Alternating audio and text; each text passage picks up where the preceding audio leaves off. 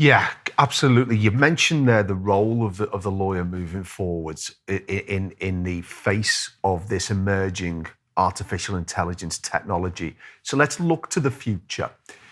I wonder if we sit here in 10 years' time, is it feasible that artificial intelligence will have developed to such an extent that it has replaced lawyers?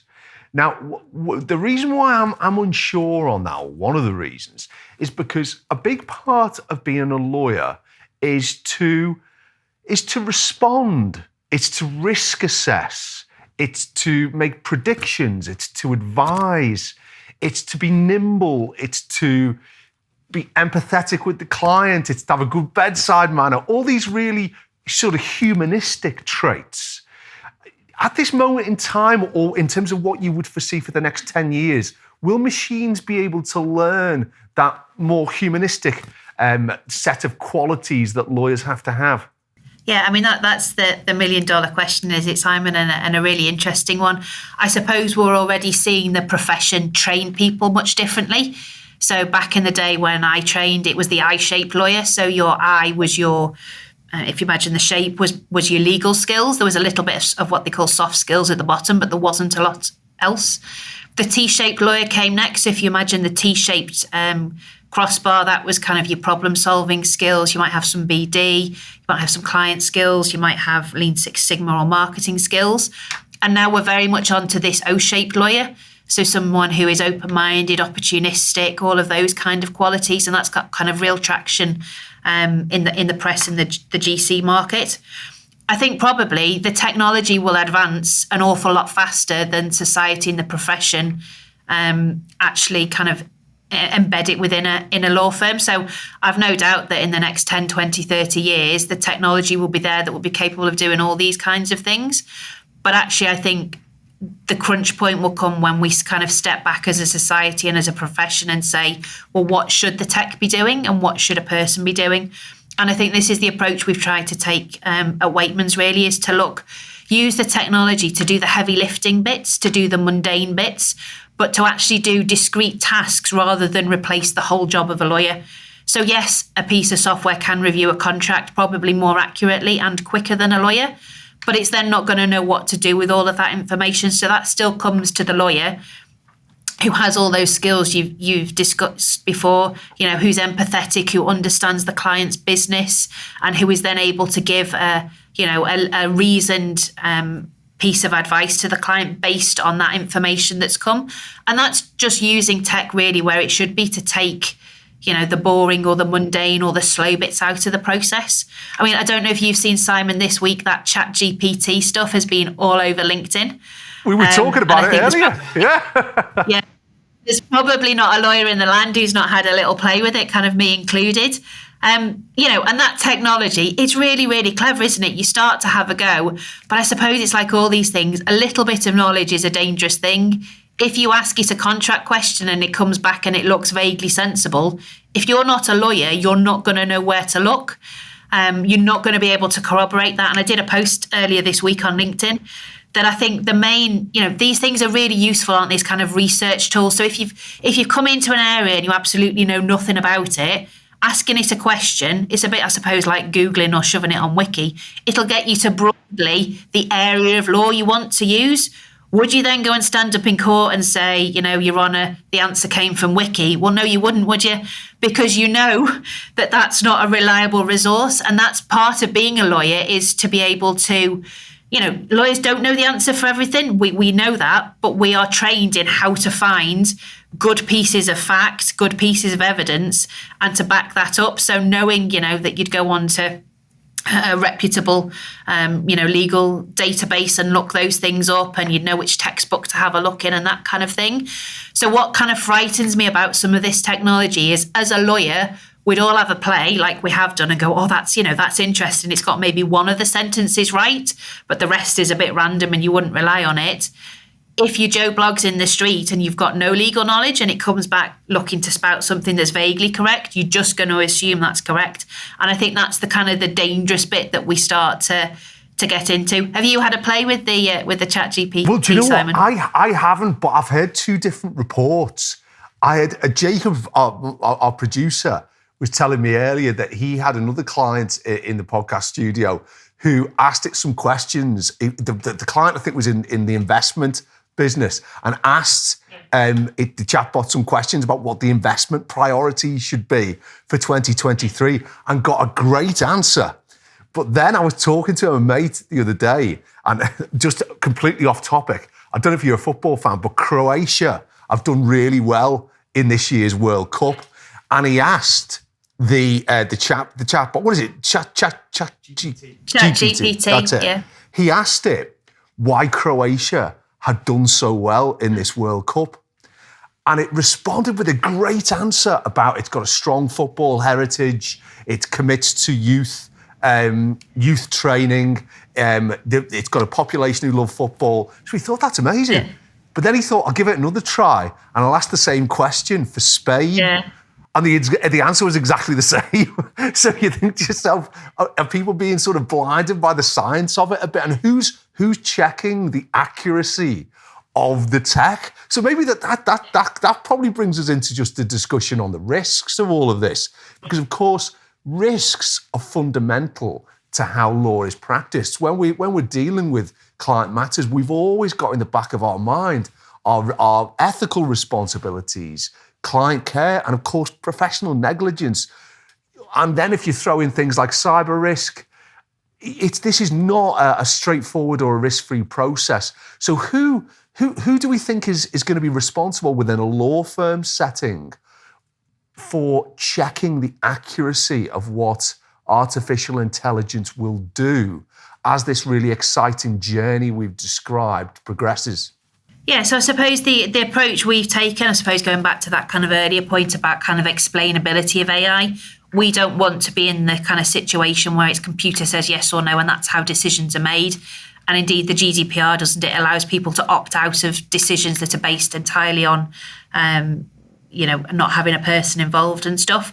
We've very much taken the approach that it's really human or lawyer in the loop, so that there's always lawyer eyes on stuff. So even with that document review kind of technology we were talking about earlier, Simon, the technology will review the contract, the lease, the medical report, whatever it might be, but then the lawyer will still also look. The lawyer will probably have a quicker look because the main salient points have already been highlighted to them, but the lawyer will still go through and sense check as they go. And I think so tools around kind of decision support and those kind of things, they are all built when we build them with kind of change in mind. So we all know the legal profession and laws and that kind of stuff doesn't stay static. So we've always built stuff knowing that it will have to be capable of being refreshed and updated, and having a process involving the lawyers who've helped create it in the first place, confirming, at set intervals that the legal framework hasn't changed. It's still, accurate within that. And I suppose you have to try and think of it really in the same way that you try and upskill your people. So you make sure they have the CPD updates, a new case comes out, everybody told about it. You have to think of the tech in the same way. It's not going to suddenly know there's been a Supreme Court case on something if you've not gone back and updated the rules that sit behind it. In the same way that a paralegal is probably not going to know that unless they've been to some training or had an email sent round. So I think some of it is kind of trying to compare apples with apples, isn't it? So, there've been some quite interesting studies where there has been document review, and the document review has been more accurate than a room full of lawyers. And I suppose that's what you would expect, isn't it? Because people define things differently. People come in and they're tired or they're stressed or they're unwell and that kind of thing. And, I suppose we almost put lawyers on a pedestal and say they are always, 120% accurate, which of course we always are. But I suppose you've got to have realistic expectations from the technology. And I suppose that was my earlier point about when you're trying to explain this technology, you should be saying not only what it will do, but what the limitations of it are. So if it won't do a particular type of document, or it won't pick up handwriting, or it's not to be used in this type of decision, have that really clear and upfront, in the kind of the briefing about it. I think what will be quite interesting over time, when we were just chatting, weren't we, about that ChatGPT, is if we've got a generation coming through where that is the norm. So I've got an 8-year-old son. By the time he's entering a world of work, he'll have been doing his homework on that for, and university essays and all that kind of stuff for donkey's years. do they suddenly come into a profession and go, gosh, why does nobody use that? And I think that's the really interesting bit that, obviously we've got yet to come, but how society trusts, different levels of expertise or different ways of getting that expertise will be very much kind of live issues over the next kind of 10 or 20 years.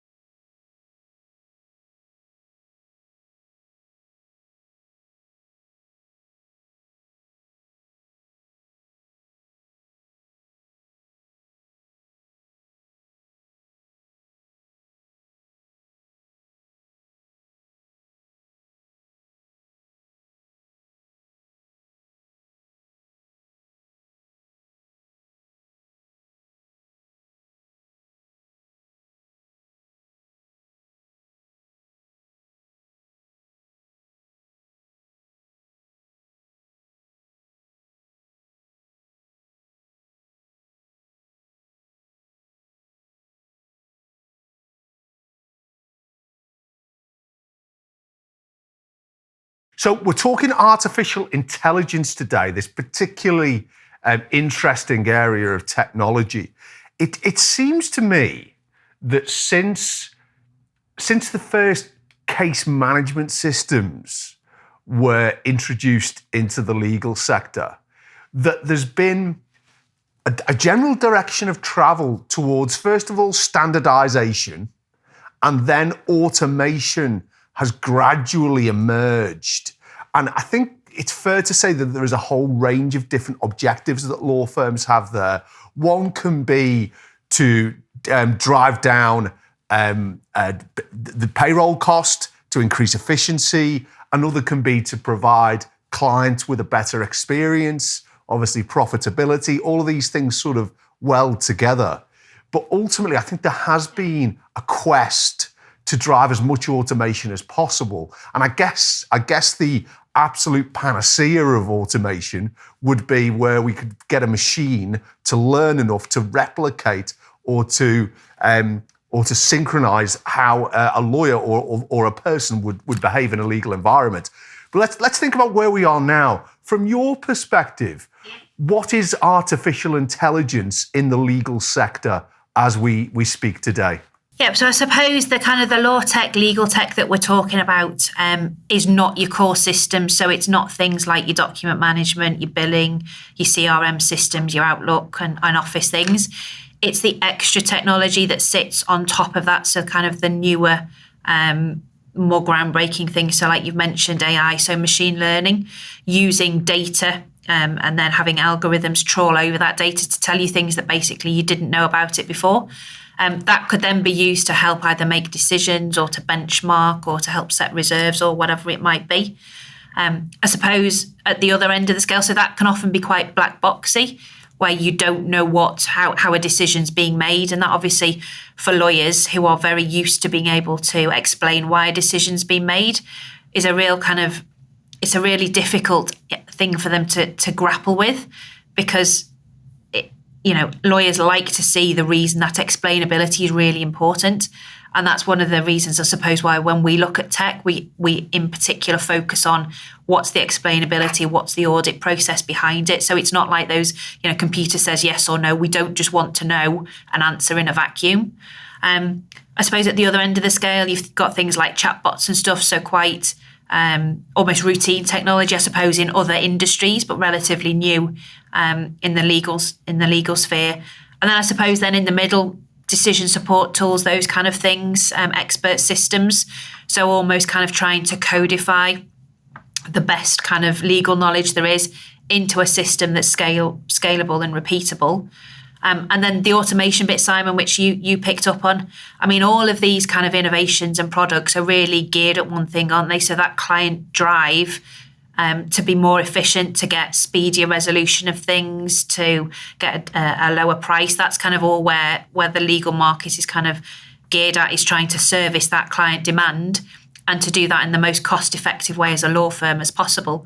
So that is using things like automation, when automation can do the job that a person would otherwise be doing far, far more effectively. So, I mean, Simon, we've both spent time in practice. Nobody qualified to want to go and key data between systems, did they? I mean, it's frankly really boring. So being able to use bits of technology to actually do that in the background and to move that data between systems so that you can actually do the job of lawyering, is where lawyers want to be. So I suppose, a mixed bag in terms of AI in the legal sphere. And I suppose we're probably just starting to see, how it beds down into practice and how lawyers start to use it. Yeah, it still is relatively early days, isn't it? I mean, I think the most straightforward example of AI would be, for example, a machine which has learned to read certain documents, if it was a contract, if it was an expert report, and to extract the key points from it. That's something which has been around for a little while. I think most lawyers are quite comfortable with that. Where it gets a little bit more contentious or a little bit less certain is where, as you say, the machine, the tech is actually involved in the advisory process or the decision making or a degree of sort of forecasting of outcomes. And I wonder, just if we go back to what you were saying about the client in this, you mentioned for example, the chatbot technology, which again, it's not new, but it's certainly fast developing in terms of what the extent to which the tech at the front end of a client matter can play in the full journey. Do you think clients, and I know at Weightmans, obviously you've got a wide range of clients, from sort of institutional clients and corporate clients to private clients, but as a rule of thumb, do you think clients care whether it is a human who is walking them through those early stages of the journey or later parts of the journey? Or are they just as content if that is somehow systemized or driven by tech? Yeah, I suppose to give a lawyer's answer, it depends, Simon, on the area and the client. But we've got some good examples, I suppose, here where it's not the kind of the AI, but it's more the technology. So clients really want easy access to things. So whether that be to, letters within a case management system, whether that be, KPIs, so how much they've spent, time spent on a matter, that kind of thing. And what they want is not to have to email a law firm and say every Friday, can you send me a spreadsheet that's got that data in?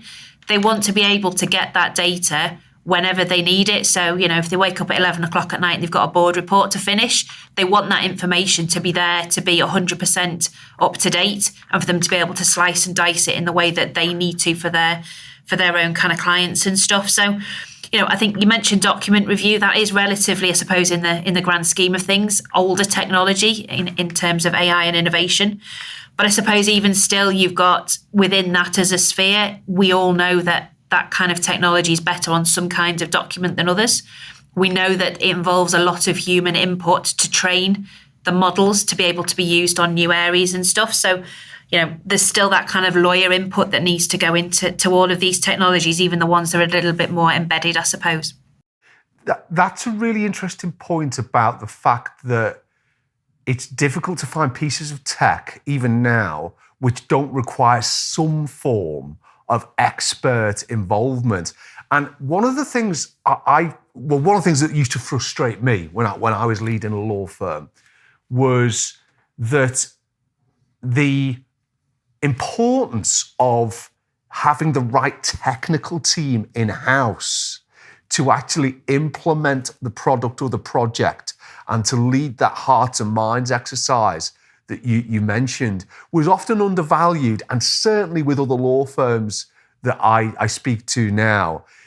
There sometimes is the approach that a product should just be purchased off the shelf. That's what you're paying your good money for, and that should be the end of it. It should simply be dropped into a law firm. All of the users should love it. And I think the trick that's being missed there is that the quality of your technical team, whether that's an in-house team or whether it's something which is outsourced, that will dictate not only the quality of the implementation, but also the value that the user and the business will get from the tech itself. Is that something that resonates with you? Yeah, definitely. So, I suppose you see in my role, I see, literally hundreds of demos over the course of the year. The better demos are the ones that kind of focus particularly on the type of challenge they think you're going to have. The best ones to then purchase are the ones that follow through with that implementation and adoption kind of user experience piece at the end. It's not just buy the technology and goodbye, you passed on to somebody else, never to see them again and stuff. And I think that point about, buying technology and it not just fitting in is probably indicative of a wider problem with a lot of all the innovation and that kind of thing, which is unless you've sorted your underlying process, and to quote my boss who hammers home, what's the problem you're trying to solve? Unless you have got that really, really clear and nailed at the beginning, then anything you throw on top of a process is just going to make it more chaotic. It'll make it faster, but you'll have faster chaos. So it's that point of really kind of stepping back, having a look at what the problem is, what the process is to date, why it's been done that way, what different ways there are of doing it, and then fitting the people and the technology into a new process.